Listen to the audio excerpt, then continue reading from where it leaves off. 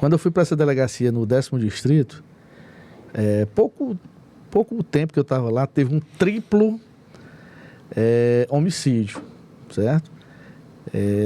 2 jovens que eram irmãos e uma prima, né, foram assassinados próximo ao rio, né, no Matagal, ali perto da Polícia Rodoviária. Não lembro que bairro é aquele ali. Qual é, Kilson? Que era a área do lado esquerdo ali. Ali é o Parque Rodoviário. Já chegando na Polícia Rodoviária. Isso. Certo? E ali... Palitolândia. Por ali. Vila da Paz.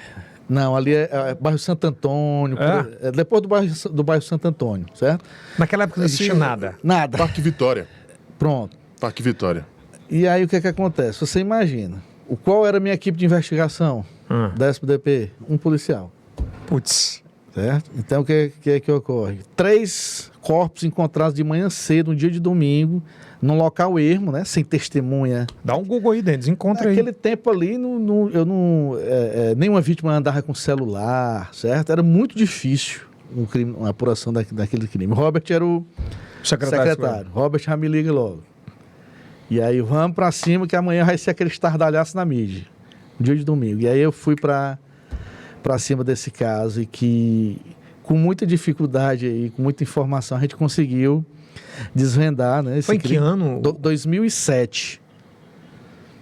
Cara, eu fico imaginando como era... Sabe o que me causa muito de espanto, assim? Porque você foi um cara dedicado e resolveu cuidar e elucidar. E eu te pergunto assim, você acha que antes de 2007, assim, alguns crimes passaram impunes no Brasil e não conseguiram ser elucidados?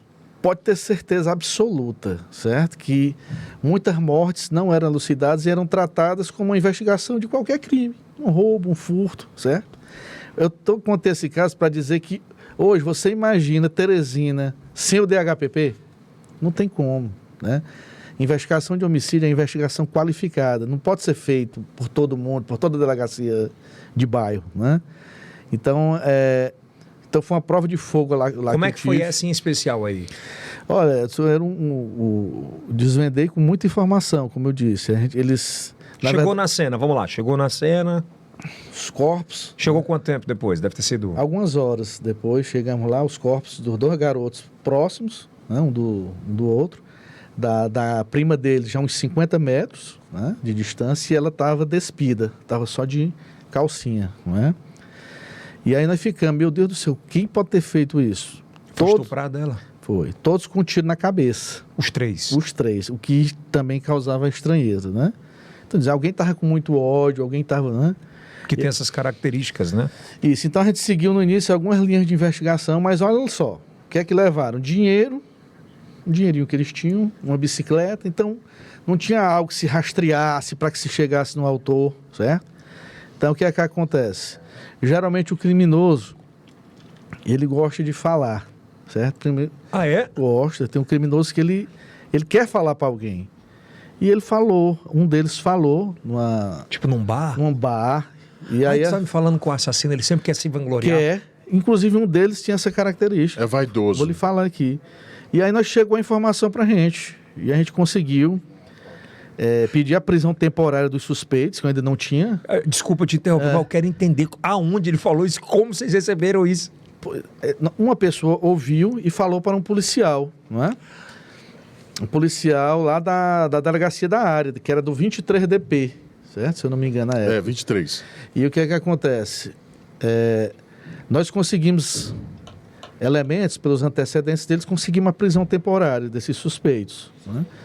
E quando fizemos a prisão temporária deles, um deles parecia assim um ator, ele fazia questão de contar os detalhes, né? Então nós os levamos na cena do crime. Primeiro, como era difícil chegar lá, eu digo, não, você que vai nos guiar. Se não foi você, você não está dizendo que foi você? Ele assumiu tudo e contou. Foi o que nós fizemos, justamente para você entender como é difícil. Quando nós fizemos as prisões, a imprensa toda noticiou caso resolvido, mas não estava resolvido. Ali a gente tinha uma prisão temporária de suspeitos, né? Sem testemunha, sem outra prova mais robusta. O que eu fiz? Quem tem que provar é a polícia.